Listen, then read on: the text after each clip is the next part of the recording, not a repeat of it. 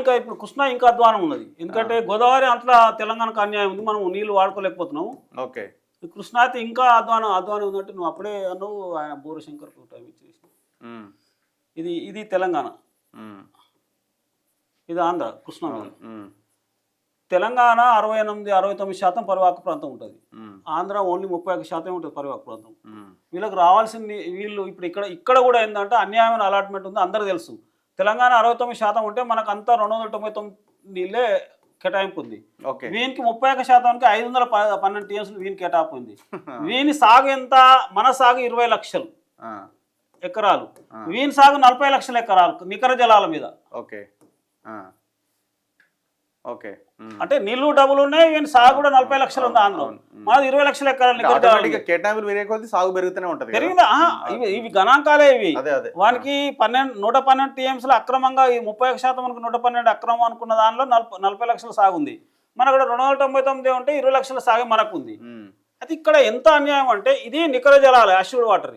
ఇలా వరద జలాల మీద మనం తెలంగాణ రాకముందు ఒక భీమా, నెట్టంపాడు, కోయిల సాగర్ ఇవన్నీ ఒక 4 ప్రాజెక్టులు కట్టుకున్నాము.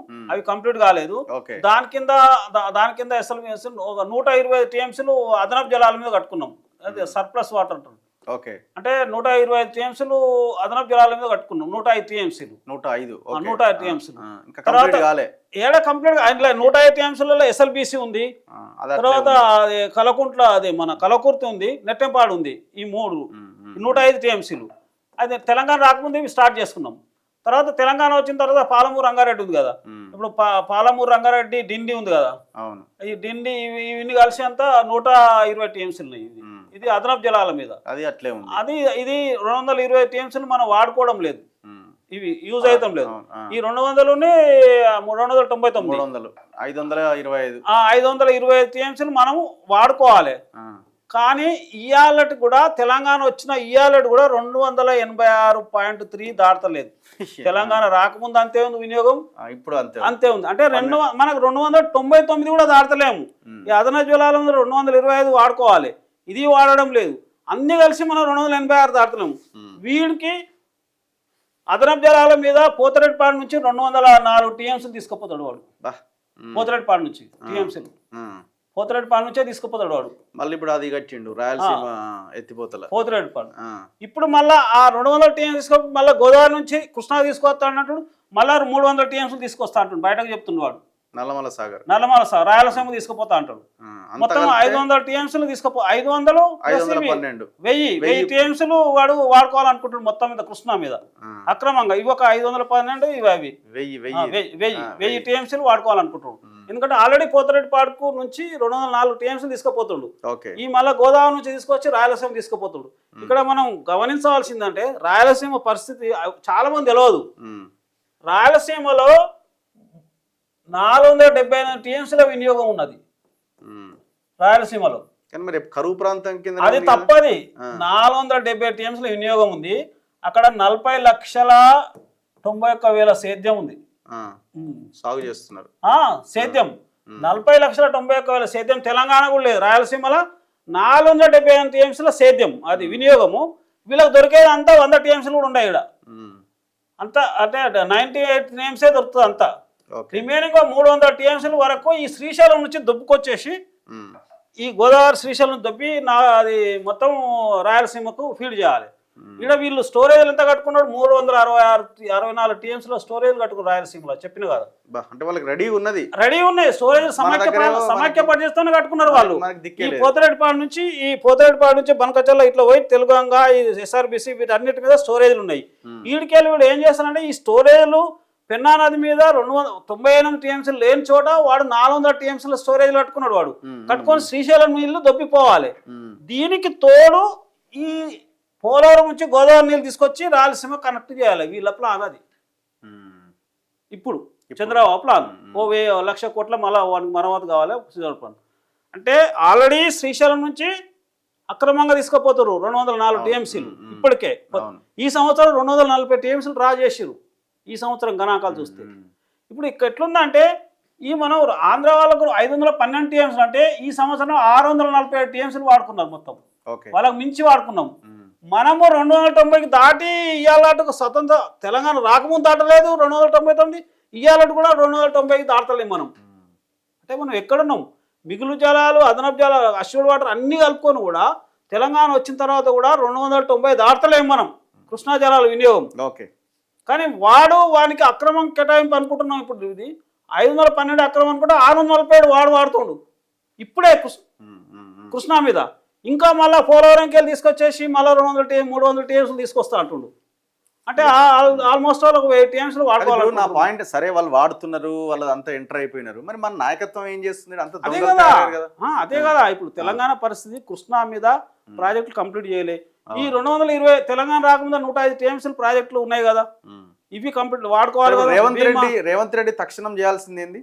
ఇప్పుడు ఈయన ముఖ్యమంత్రి కాబట్టి, ఇప్పుడు ఈయన ముఖ్యమంత్రి రేవంత్ రెడ్డి కూడా ఇప్పుడు ఆయన తెలంగాణ చరిత్రలో చరిత్రహీనుడు కాకూడదు. చంద్రబాబు నాయుడుకి లొంగిపోయి నల్లమల సార్కు పర్మిషన్ ఒప్పుకోకూడదు.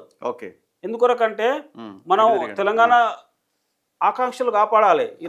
ఆయన ఎంత శిష్యుడు అయినా ఏదైనా వీళ్ళు చూడ ఆంధ్ర వాళ్ళు ఎంత కుట్రదారులు అంటే మన ఈ ప్రాజెక్టులు మన తెలంగాణ ప్రాజెక్టులు 36 ప్రాజెక్టులకు పర్మిషన్ ఇద్దని మొత్తం అడ్డుపుల్ల వేసారు.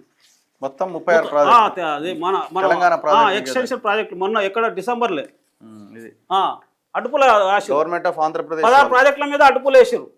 ఇవన్నీ 34 జీవోలో ఇష్యూ చేసిర్రు. కొన్ని 16 ప్రాజెక్టు కృష్ణా మీద కొన్ని పెంపు చేసిర్రు మనోళ్ళు. వరుసగా 16 ప్రాజెక్టులు వేస్తే మొత్తం అడ్డుపులు వేసిర్రు. వాడు చంద్రబాబు కపట నాయకుడు. వాడు మన తెలంగాణ ప్రాజెక్టులు శాంక్షన్ కానియాడు. పాలమూరు రంగారెడ్డి కూడా లోపల చెప్పేసిండు రిటర్న్ పంపని, డిపిఆర్ పంపని. తర్వాత 34 జీవో ప్రకారం 16 ప్రాజెక్టులను వాడు అంతర్గతంగా వాడు మళ్ళా కేంద్రంలో బలంగా ఉన్నాడు. ఇప్పుడు ఆయన లేకపోతే ప్రభుత్వం ఉంటాడు. అదే కదా మరి ఇప్పుడు ఏంటంటే ఎవడు వరద జలాల మీద ప్రాజెక్టు టేకప్ చేయడు. ఇప్పుడు ఏంటంటే నేను మళ్ళీ గోదావరి నీళ్ళను పెన్నా నదికి మలుతా అంటాడు. గోదావరి అవసరాలు ఏం కావాలి? మనం ఒకటే ఉన్నాం ఆ రాష్ట్రం వరద జలాలు పైన. ఇప్పుడు ఎన్ని రాష్ట్రాలు ఉన్నాయి? మహారాష్ట్ర ఉంది, మధ్యప్రదేశ్ ఉంది, ఛత్తీస్గఢ్ ఉంది, మన తెలంగాణ, ఆంధ్ర ఉంది. నువ్వు చివరిలో నీదే వరద జలాలను ఇప్పుడు ఎట్లా వాడతావు? దీని అవసరాలు తీరాలి కదా. గోదావరి మీద రాష్ట్రాల అవసరాలు తీరాలి, మన తెలంగాణ అవసరాలు తీరాలి. తర్వాత కానీ ఇప్పుడు ఎట్లా తీసుకుపోతా అంటావు వరద జలాలు? ఏమన్నంటే సముద్రంలో పోతున్నాయి. సముద్రంలో పోతున్నాయి అనేది ఉండదు. అట్లా ఫ్లాష్ వస్తాయి పోతాయి. నువ్వు సముద్రంలో పోయిందంటే పోయి చోటకే తీసుకుపో. సముద్రంలో ఎప్పుడు పోతాయి? వర్షాలు వచ్చి భారీ వర్షాలు ఫ్లాష్ వచ్చిపోతాయి, సడన్ గా వచ్చిపోతాయి. దాన్ని లెక్క పెట్టరు. సడన్ గా వచ్చిపోయే నీళ్ళని లెక్క పెట్టరు. దాని అష్యూర్డ్ వాటర్ గా లెక్కేటప్పుడు దానికి లెక్కలు ఉంటాయి. అష్యూర్డ్ వాటర్ ఎవరేజ్ ఎంత వస్తుంది, వాడు ఎవరేజ్ దీని మీద అష్యూర్డ్ ఎంత నీళ్ళు దొరుకుతాయని లెక్కలు ఉంటాయి.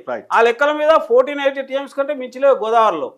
వాడు ఏంటంటే పోలవరంలో ఒక ఉన్న ఆ అష్యూర్డ్ వాటర్లో శాంక్షన్ అయిన దానికెళ్ళి నువ్వు మళ్ళీ 200 ఎట్లా తీసుకుపోతావు? ఓకే. అది కాబట్టి ఏంటంటే ఇది మనము ఎట్టి పరిస్థితుల్లో తెలంగాణ ప్రయోజనాలు కాపాడాలి. ఈరోజు సుప్రీంకోర్టులో కేసు ఉంది, స్టేట్ గవర్నమెంట్ కూడా వేసింది నల్లమల సార్ మీద ఆపడానికి. సరే ఏదైనా వీళ్ళు ఆపకపోతే రేవంత్ మెడకు చుట్టుకుంటుంది. ఇప్పుడు ఏదో కూర్చుని మాట్లాడదామని ఒక లాజిక్ చేసిండు చంద్రబాబు నాయుడు. దొంగ మాటలు చంద్రబాబు నాయుడు ఏదో కలబులం చేసి నల్లమల సార్ స్టార్ట్ చేస్తా అంటుండు. అయితే మనకు తెలంగాణకి ఏమిటంటే భవిష్యత్తులో ఏమైందంటే మన అష్యూర్డ్ ప్రాజెక్టు, మన ఆన్గోయింగ్ ప్రాజెక్టులకు ఒదికేమో లేదు అడ్డుపులు వేస్తాడు. తెలంగాణ ప్రాజెక్టులు చేయదాన్ని 16 ప్రాజెక్టులు అడ్డుపుల్లు వేసిండు. ఇది లెక్క 16 ప్రాజెక్టులు అడ్డుపుల్లు వేసిండు. తర్వాత ఏ ప్రాజెక్టులు మనం పర్మిషన్ అంతర్గతంగా అడ్డుపుల్లలు వేస్తారు. ఇప్పుడేమో నేను వరద జలాల పేరు తీసుకుపోతా, నీకేం నష్టమైంది? నువ్వు ఇంకా నారాయణ లాభం అయితే, శ్రీశైలం లాభం అయితే, ఇట్లా లాభం అవుతుంది. ఇవన్నీ కలబుల్లు. ఏదేమైనా ఇప్పుడు రేవంత్ రెడ్డి చేతుల్లోనే ఉంది. ఇప్పుడు మీరు అడ్డుకునే ప్రయత్నం చాలా బలంగా చేయాలి. ఇట్లాంటి వాళ్ళ సలహాలు తీసుకోవాలి, ప్రజా పోరాటాలు నిర్మాణం చేయాలి, అవసరమైతే ఢిల్లీకి పోవాలి, అడుగుకోవాలి, ధర్నా చేయాలి. మీరు చంద్రబాబు నాయుడు ఏం చేయలేకపోతున్నాం అనే ఇన్ఫ్లుయెన్స్ ఉన్నది, కేంద్రంలో అధికారంలో ఆయన వల్లే అక్కడ పవర్లో ఉన్నారు అనే ఆలోచన ప్రజలకు మీరు చెప్పినా కూడా ప్రజలు నమ్మే పరిస్థితిలో లేరు.